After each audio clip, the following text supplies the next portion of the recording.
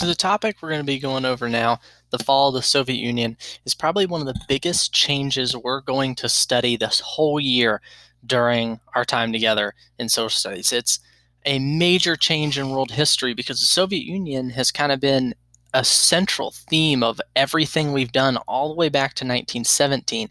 And when it collapses, it's going to leave the world in a limbo of kind of what do we do now? So what we're going to look at is why the Soviet Union declined. What caused it to collapse? We're going to talk about some specific people who had influences on it collapsing, and then we're going to talk about the effects of it on Eastern Europe and the Soviet Union itself. So some of the vocab, I'll pronounce it for you first, is Mujahideen. They are going to be the Muslim religious warriors that we're going to see have a large part in actually hurting the Soviet Union and leading to its downfall. Two of the most important ones that you definitely need to highlight, star, whatever you need to do, are glasnost and perestroika. So glasnost means openness in Russian. And what it's going to do is it's going to be a reform to try and open up the political system of the Soviet Union, make it more democratic. On the other hand, you have perestroika, also Russian. This means restructuring. They're going to try and restructure their economy to make it more efficient and better. We're not going to spend too much time on solidarity, but you need to understand it. So when you're kind of reading along, you can make sense of what's being in the notes. And then finally, the most important one, star, is ethnic group. So ethnic groups are specific groups of people who are tied together by common traits: race, language, culture, religion, nationality. So a good example of an ethnic group would be the French. They share a culture, they share a language, most of them share the same race. If you're ethnically French, that means you are of the French ethnic group. People who are Han Chinese have their own ethnic group. People who are Cherokee are an ethnic group. So there's very specific groups that fit that standard of what an ethnic group is. Here's some of our important people. The most important guy is in the bottom left-hand corner. That's Mikhail Gorbachev. He's going to be the last premier, or kind of like president, of the Soviet Union. And he's going to be the guy who's in charge while the Soviet Union collapses. So in 1979, the Soviet Union decides to invade the tiny nation of Afghanistan. If you look at the map in the bottom right-hand corner, you can see that Afghanistan is kind of on the very edge of the Soviet sphere of influence. And what they want to do is they want to go down there and prop up the communist government that is in Afghanistan. And this ends the détente, that thawing of tensions between them and the United States, because now the Soviet Union is beginning to be more aggressive towards its neighbors in spreading communism, and that's going to invoke a response from the United States. The response originally is these guys, the Mujahideen. They are devout Muslims who live in the Middle East, who decide to go fight the Soviets to try and kick them out of the Middle East. They say that they don't have a place there.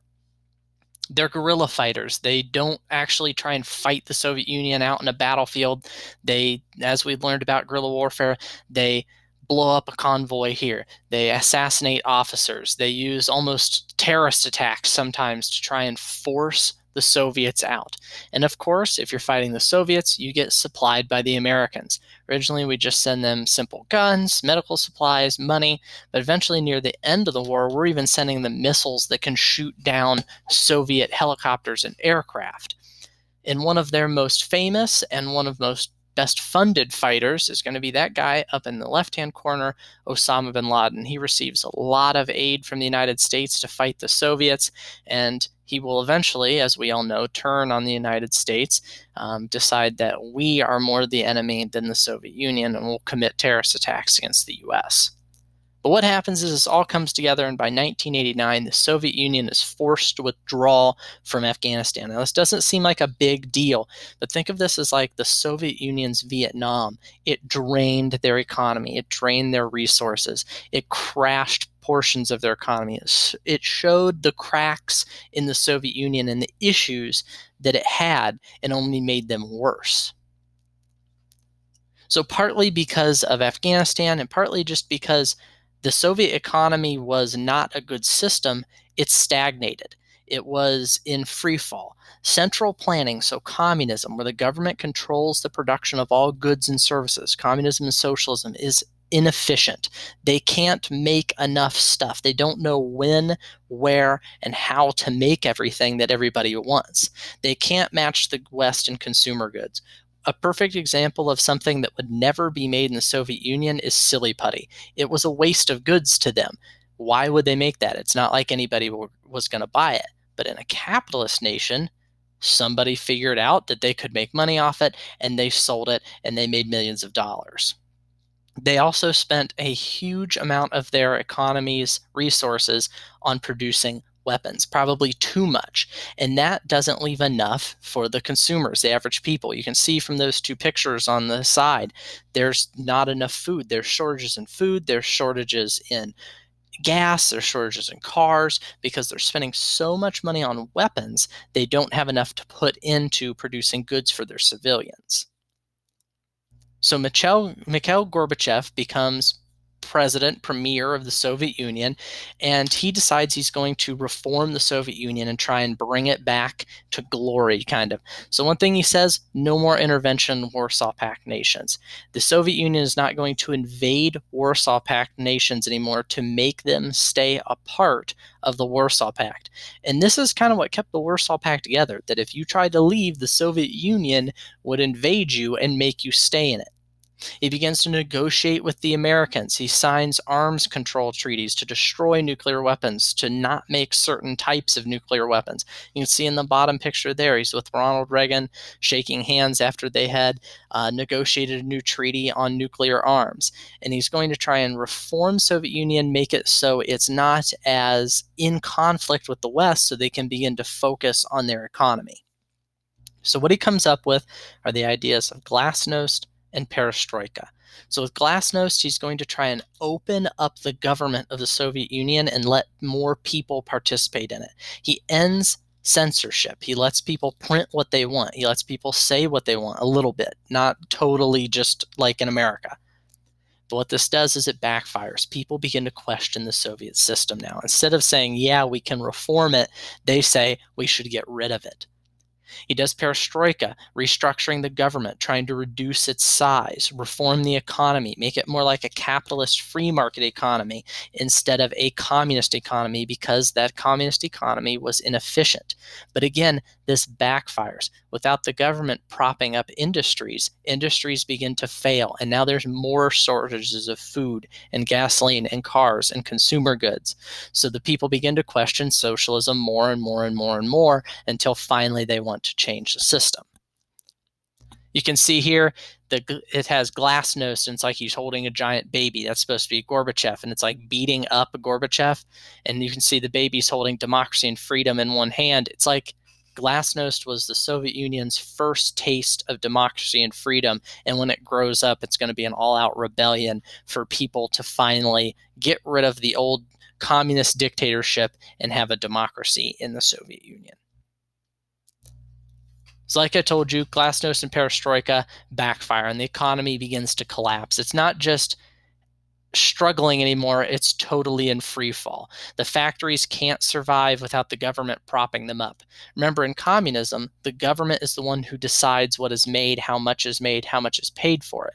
So when perestroika came in and the government took a step back from providing for those industries and paying for goods, they were inefficient and they collapsed.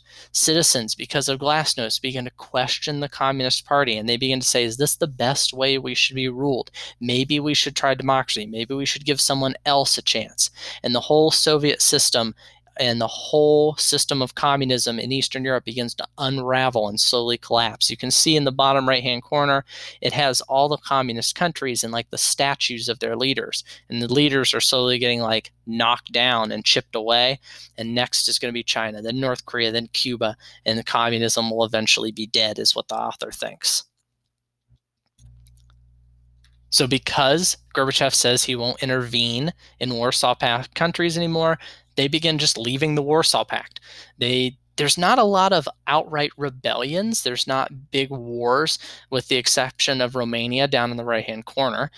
Most of the time, the countries just say, we're no longer in the Warsaw Pact. Your troops need to leave, and the Soviet Union's troops have to pull out of the country, and that nation then overthrows its communist dictatorship and joins a democracy or some other type of government that they wanted.